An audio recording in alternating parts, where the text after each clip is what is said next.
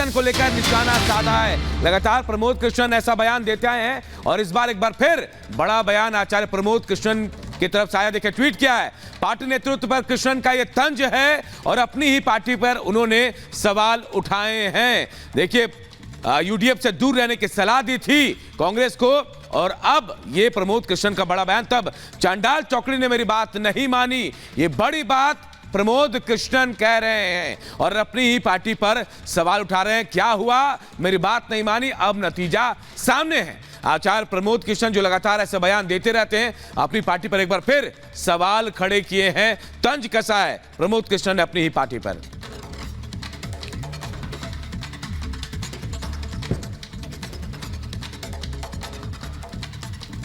और इसी बीच आपको बता दें, सीपीएम नेता मोहम्मद सलीम का ममता बनर्जी पर तीखा वार सामने आया। रोलिंग स्टोन की तरह रुख बदलती है ममता बनर्जी। बीजेपी आरएसएस की सलाह पर टीएमसी का गठन हुआ, ये सीपीएम नेता की तरफ से कहना है। कांग्रेस को बांटने के लिए बनी है टीएमसी ताकि वह एनडीए में शामिल हो सके। तो ये बड़ी खबर आपको बता रहे हैं किस तरीके से मोहम्मद सलीम का ममता बनर्जी पर यह तीखा वार। रोलिंग स्टोन की तरह रुख बदलती रहती है ममता बनर्जी। नीतीश कुमार बहुत पहले ही कहा था कि बेपेदी लोटा की तरह वो बेपेदी औरत है, इसलिए माहौल देखकर, हवा देखकर वो समझती है और अभी वो शुरू से ही एनडीए के साथ ज़्यादा रहना पसंद करती हैं। कभी कभी कांग्रेस के साथ आती हैं, कभी कभी अकेले चलने की कोशिश करती हैं। तृणमूल कांग्रेस बनी थी इसलिए बीजेपी के मशवरे से, आरएसएस के मशवरे से कांग्रेस को तोड़ करके ताकि वो एनडीए में जा सके। और वे अभी ये कह रहे हैं कि चुनाव से पहले नहीं जा पाएंगे, चुनाव के बाद जाएंगे, ऐसा इंडिकेट किया। इंडिया जोट एक बात है, वो चुनावी तालमेल का नहीं है, इसको आपको दिमाग में समझना पड़ेगा। वो बीजेपी के विरोध जो लोग करेंगे वो एक साथ होने की कोशिश कर रहे हैं और चुनावी तालमेल स्टेट लेवल में होगा अपने अपने तरीके से। कर्पूरी ठाकुर को भारत रत्न पर बिहार में सियासत हो रही है। तेजस्वी ने कहा काशीराम को भी भारत रत्न देते तो अच्छा होता। तो दूसरी तरफ नीतीश कुमार है जो कि कर्पूरी के बहाने परिवारवाद पर तंज कसते हुए नजर आ रहे हैं। इस रिपोर्ट में आपको दिखाते हैं।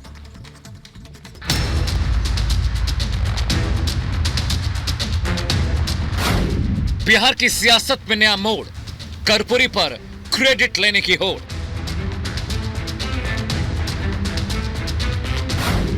बीजेपी के फैसले का स्वागत, फिर क्यों हो रही है सियासत?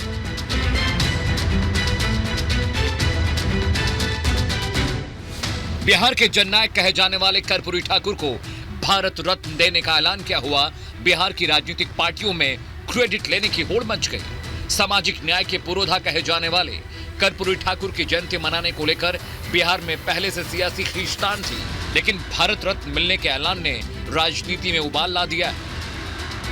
राजनीतिक पंडितों के माने तो मोदी सरकार ने भारत रत्न के लिए कर्पूरी ठाकुर का नाम आगे बढ़ाकर नीतीश कुमार के जातीय जनगणना के नहले पर दहला मार दिया है। चुनावी साल में भारत रत्न के लिए कर्पूरी ठाकुर का नाम आगे बढ़ाकर बीजेपी ने बिहार ही नहीं बल्कि देश के पिछड़ों और अति पिछड़ों को साधने की कोशिश की है। वहीं बीजेपी के इस दाव का विपक्ष स्वागत तो कर रहा है, लेकिन इस स्वागत के साथ जातीय सियासत को भी भुनाने की मंशा साफ नजर आ रही है। जो शोषित वंचित समाज के जो सबसे बड़े पैरोकार जो रहे, बिहार के पूर्व मुख्यमंत्री, बड़े समाजवादी नेता स्वर्गीय कर्पूरी ठाकुर जी को भारत रत्न जो है मिला है, तो इससे बहुत ही खुशी की बात है। लेकिन इसका असर कहीं ना कहीं पॉलिटिकली ये भी देखा जाएगा कि जो हम लोगों ने जाति आधारित गणना जो कराया और जो संख्या बाद में जो निकल के आई, उसके बाद ही जो भारत सरकार को जो है इस पर निर्णय लेना पड़ा। भारत रत्न दिए जाने पर विपक्ष ने सियासत शुरू की तो बीजेपी के कद्दावर नेता गिरिराज सिंह ने मोर्चा संभाला। तेजस्वी के बयान पर पलटवार करते हुए महापुरुषों के सम्मान की नसीहत दे डाली।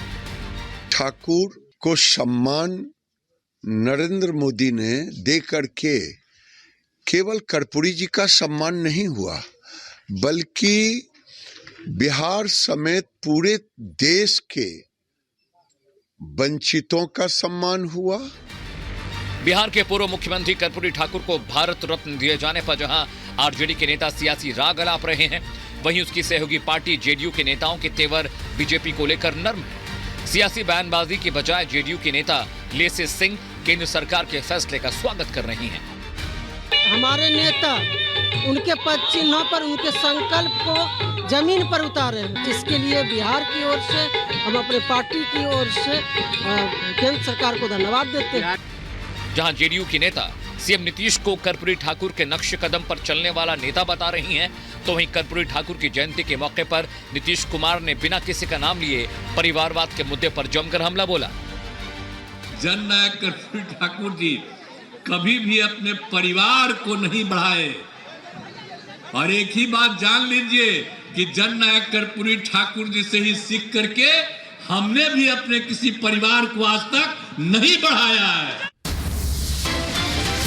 रुक रहे हैं थोड़े से ब्रेक के लिए, कहीं मत जाइए। ब्रेक के उस पार लौट रहे हैं बड़ी खबर के साथ। बुलंदशहर से 2024 का आज चुनावी शंखनाद। आप देखते रहिए रिपब्लिक भारत।